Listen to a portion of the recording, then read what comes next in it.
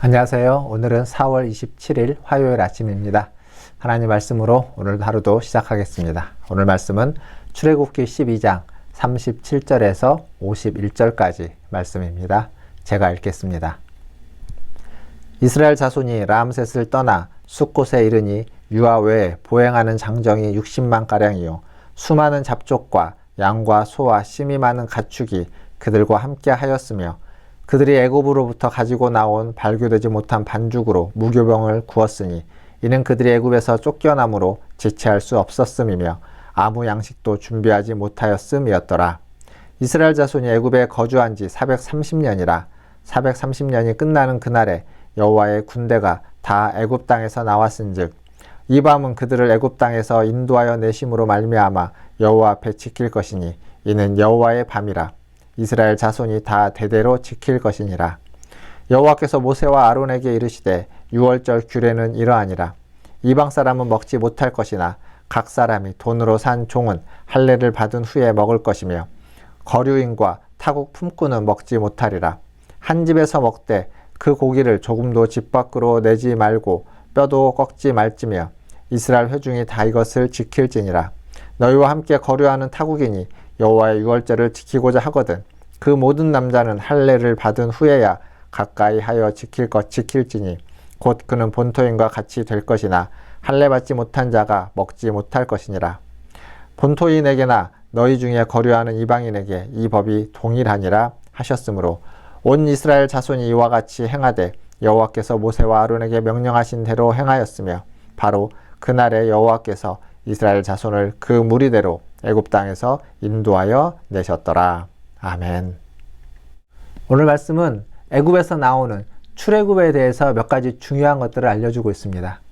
먼저 이스라엘은 70명이 애굽에 들어갑니다. 그리고 430년 지난 후에 장정만 60만 명, 어린아이와 여인들, 그리고 함께한 잡족까지 합친다면 그러면 200만 명은 좋게 되는 사람이 함께 애굽을 떠나게 되는 거죠. 이들이 억지로 갈 수 있을까요? 이들이 어떤 자동으로 그냥 자연스럽게 갈 수 있을까요? 그러지 않을 겁니다. 이건 분명 하나님의 역사이고 하나님의 은혜입니다. 근데 거기에 우리가 또 하나 생각해 볼 건 이 애굽에 처음에 정착했을 때 그들이 여러 가지 혜택을 누렸던 건 요셉 때문인데 그 요셉이 죽을 때 자기의 해골을 이곳에서부터 가나안 땅으로 옮겨달라고 요청을 하죠. 즉 가나안 땅에 대한 약속의 땅에 대한 소망이 그에게 있었던 겁니다.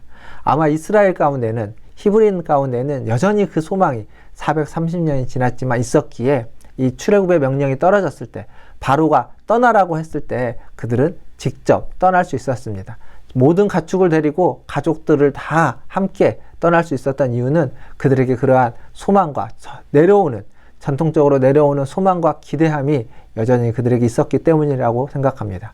그리고 거기에 함께한 사람들, 여기 성경에 나온 수많은 잡족이라고 표현되어 있는 그 함께한 사람들도 어쩌면 그 소망에 동참했거나 그가 자신이 지금 처한 현실을 부정하면서 그 현실을 넘어서서 새로운 세계를 꿈꾸면서 함께 나아갔을지도 모르겠습니다. 바로 거기에서 우리가 또 생각해 볼 게 있습니다. 이 많은 잡족들이 함께 했습니다. 그 수많은 사람들이 그 출애굽하는 유대인들과 함께 떠났습니다. 왜 그랬을까요? 성경은 그것을 왜 기록하고 있을까요? 그 뒤에 나오는 유월절 규례에 대한 부분들을 보면 그것을 우리가 이해할 수 있습니다.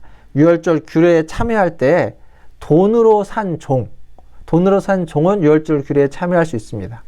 또 타국인이라도 유월절 규례에 참여할 수 있습니다. 단 조건이 하나 있죠.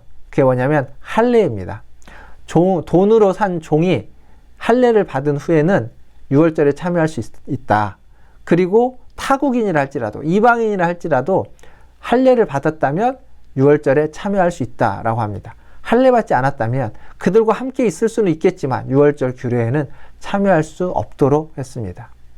우리는 이 신약에 넘어와서 보면 할례가 유대인들에게 있어서 어떤 극복해야만 하는 전통인데 극복해야만 하는 전통으로 있습니다. 좀 부정적인 것으로 많이 인지되고 있죠. 그러나 여기서 보면 할례는 이스라엘 유대인과 유대인이 아닌 이방인을 구분짓는 하나의 기준이 되기도 했지만 할례는 반대로 이방인들을 유대인이 포용할 수 있는 포용의 근거가 되기도 했습니다.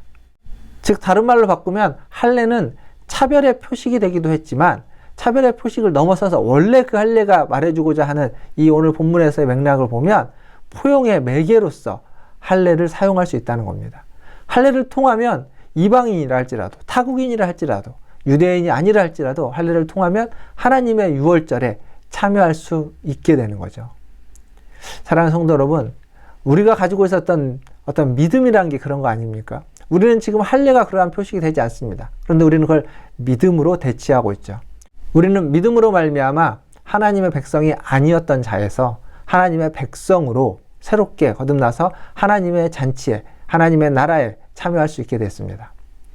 모두가 어떤 이들이든 믿음이 있다면 믿음을 통해서 그는 하나님의 백성 아닌 자리에서 하나님의 백성으로 거듭나게 될 것이고 하나님의 잔치에 참여할 수 있게 되는 겁니다. 그래서 우리에게는 그 믿음이 무엇보다도 소중합니다. 그리고 오늘 말씀에 또 하나 표현되어 있는 건 여호와의 밤이라는 표현이 있습니다. 그 장자가 죽었던 그 밤, 유월절 양을 먹으면서 그 하나님의 보호 아래 있었던 그 밤, 그 여호와의 밤입니다. 어쩌면 그것은 그 하나님의 보호를 넘어서 있는 자들에게는 심판의 밤이고 재앙의 밤이었을 것입니다. 그러나 그 보호 안에 있었던 그들에게는 해방의 밤이 되고 그리고 평화의 밤이었습니다. 사랑하는 성도 여러분, 우리에게 있어서 믿음은 그런 겁니다. 믿음 가운데 있다면 우리는 똑같은 어떠한 어려움이 있고 똑같은 하나님의 심판 가운데 하나님의 다시 오심, 그리스도의 다시 오심 가운데 있을 때에도 우리는 그것이 심판으로, 그것이 두려움으로 우리에게 다가오는 것이 아니라 그것이 해방으로, 그것이 안전으로, 그것이 평화로, 그것이 샬롬으로 우리에게 다가오게 될 것입니다. 삶의 모든 일들도 하나님 앞에서 우리가 믿음으로 살아간다면 그것을 능히 이겨내고 극복하고 견뎌낼 수 있는 줄 믿습니다. 오늘 하루도 그렇게 믿음으로 살아가시는 저와 여러분 다 되시기를 주님의 이름으로 축원드립니다. 기도하겠습니다. 하나님 감사합니다. 매일매일 하나님의 은혜로 하나님 살아갈 수밖에 없는 우리들입니다. 오늘도 믿음으로 하나님을 바라보며 믿음으로 주님 앞에 나아갑니다. 아버지 하나님, 이스라엘 백성을 약속대로 그들을 출애굽시켰던 것처럼 또 그 약속을 믿는 수많은 사람들, 수많은 이방인들, 타국인들, 족들도 함께 하나님 나와서 하나님을 섬기며 유월절에 참여할 수 있도록 허락하셨던 것처럼 하나님, 우리가 믿음으로 살아가게 하시고 우리를 통하여 우리의 그 발걸음에 많은 이들이 함께 동참하고 참여하며 나아갈 수 있도록 주님 인도하여 주시옵소서. 우리의 모든 걸 아시는 하나님, 오늘도 우리를 인도하여 하나님께서 원하시는 삶을 살아갈 수 있도록 우리에게 힘을 주시고 능력을 주시고 건강을 주시고 물질을 주시며 하나님 사람을 주시고 아버지 하나님 지혜와 명철을 더하여 주시옵소서. 우리 문화촌제일교회를 기억하시고 문화촌제일교회가 하나님의 뜻에 맞는 교회가 되도록 우리 성도들 한 사람 한 사람들을 양육하시고 세워 주시옵소서. 더불어서 하나님 코로나19와 같은 이 어려운 시기를 잘 이겨내고 극복할 수 있도록 인도하여 주시고 하나님이 기뻐하시는 삶을 살아가는 우리 모든 성도들 되게 하여 주시옵소서. 감사합니다. 각자의 기도 제목이 있을 줄 압니다. 그 기도 제목으로 또 함께 기도하는 우리 성도들 되게 하여 주옵소서. 예수님의 이름으로 기도하옵나이다. 아멘. 사랑합니다. 축복합니다. 또 내일 아침에 뵙겠습니다. 샬롬.